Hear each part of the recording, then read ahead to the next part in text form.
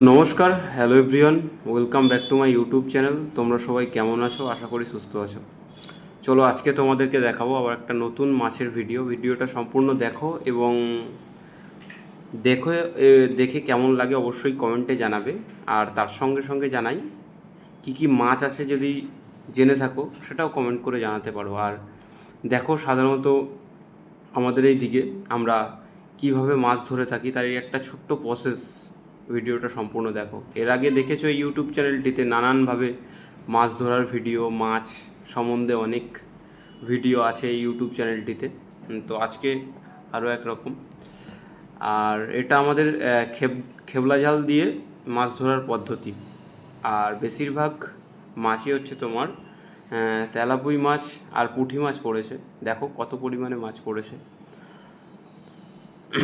আর এই যে যে জায়গাটায় জাল ফেলানো হচ্ছে এটা আমাদের এখানে ভেস্টের জায়গা। ভেস্ট বলতে সরকারি জায়গা।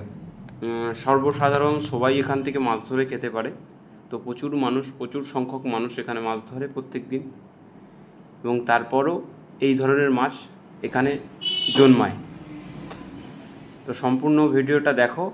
আর এই যে মাছটা দেখালাম, এই মাছটার নাম জানলে অবশ্যই কমেন্টে জানাবে।